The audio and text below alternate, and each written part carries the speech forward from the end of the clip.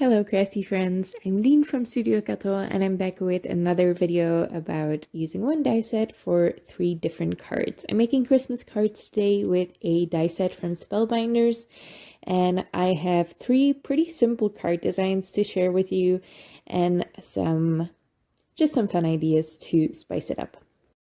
Now when I got this die set, I made a bunch of those Christmas lights. I assembled a ton of them at once, die cut a ton, and this is the first card I had in mind, which is just a simple ink blended background to give it a little bit more depth and to just make it look like it's lighting up.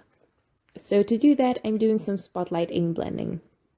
And for me, that means I leave a circle of lighter color in the middle, or just an area of lighter color in the middle, and I blend around the edges. I'm using Pinkfish Studio inks and my trusted Inkstand Mini to do this. I am blending on colored cardstock.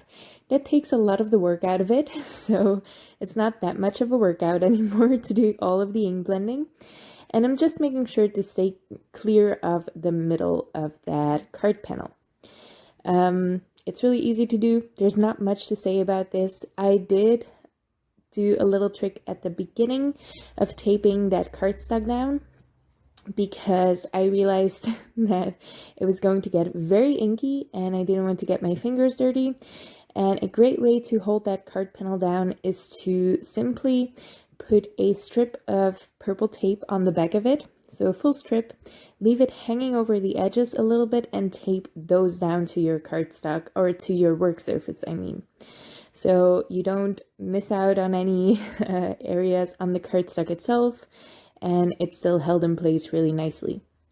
I'm adhering that to my card panel with double-sided adhesive. I much prefer liquid glue. I've said this a couple of times before, but I have a bunch of this double-sided adhesive left over, so I figured I'd use it up. This is the die set I'll be using throughout this video. It's the Spellbinders More Holiday Decorations die set. It's quite a small die set, so it's very affordable, and it does pack a punch because there's so much you can do with the holiday decorations. There's a string you can use. I cut that out of a silver mirror cardstock, and then there are light bulbs, but there's also bells or little ornaments that you can hang on the string as well. Those are really fun too. I cut them all out of white cardstock and out of just a rainbow assortment of cardstocks. I love to go for rainbow because it just makes it so I don't have to decide on a color scheme. Rainbow always works. I'm adhering those with Nouveau Deluxe adhesive because that dries a little bit quicker, and these are dimensional and they are resting on top of that string, so they're not completely flush with the cardstock. That's when I always prefer to use Nouveau Deluxe adhesive because it dries a little bit quicker and it grabs onto your cardstock quicker too. Now what I love about Spellbinders die sets is that they're really smart with it. So they know that we need a ton of these light bulbs to make a string of lights, and they provide one die that cuts out 2 light bulbs at once. It's really easy, and one of them cuts out a highlight and one of them doesn't, so you can layer them up. But I decided to just cut all of them out of colored cardstock and cut all of them the same amount out of white cardstock because I like to add a little bit of dimension to these elements. So I put all of the, I made sure there was white cardstock behind all of the colored cardstock light bulbs. And then there's also that white highlight because there are light bulbs that don't have a highlight in the colored ones.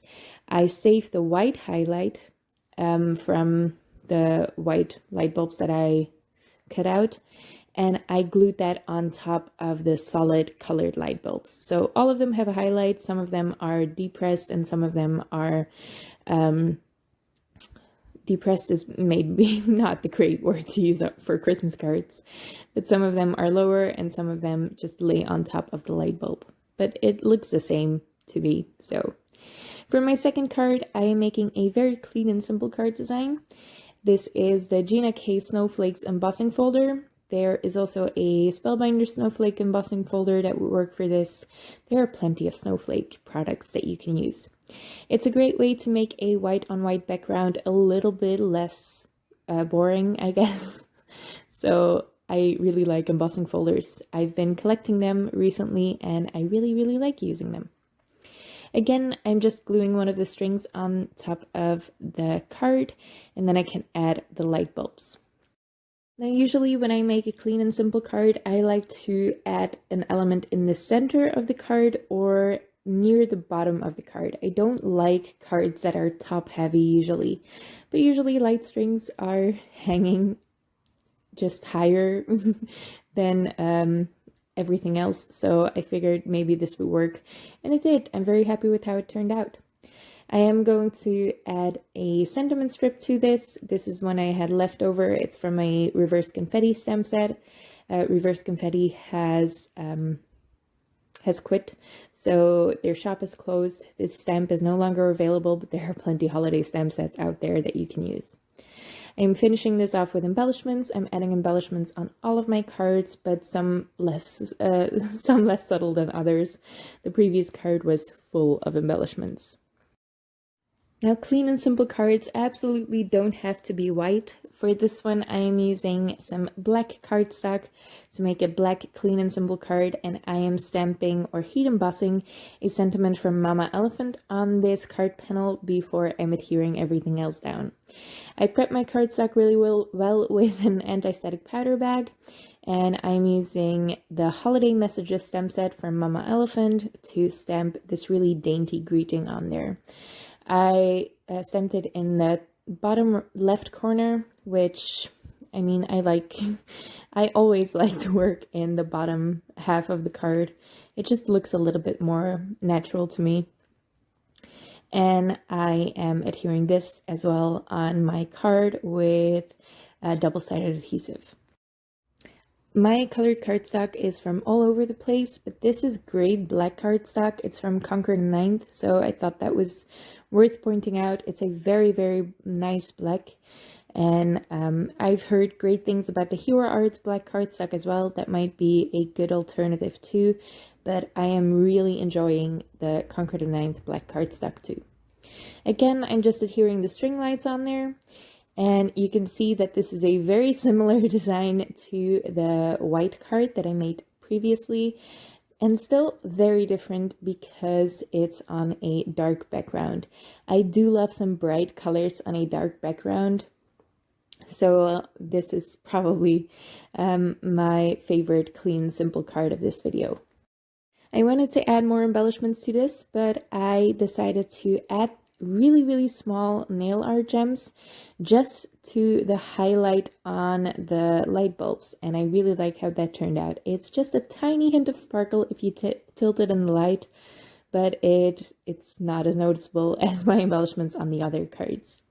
I really like all of these Christmas cards. They're really easy to make once you have the light bulbs assembled. I did that off screen because it's just busy work really. But it's really relaxing too, so I really like gluing die cuts together. It's a really fun set of Christmas cards to make. It's great. It's kind of great for mass producing, even though it doesn't really go quickly because you have to assemble all the light bulbs first. It's really fun to make all of these cards. I still have light bulbs left over, and I can probably turn out a couple more cards with this, and I'll still have fun with this die set. If you have a simple Christmas tree die, that would be great to decorate with these light bulbs too. So that's why I love small dies like this. You can do a lot of things with it. I hope you like these cards. I hope you liked the video. If you did, make sure to leave a thumbs up on this video and leave your thoughts in the comments below. I would love to read them. Thank you so much for watching, and I hope to see you next time.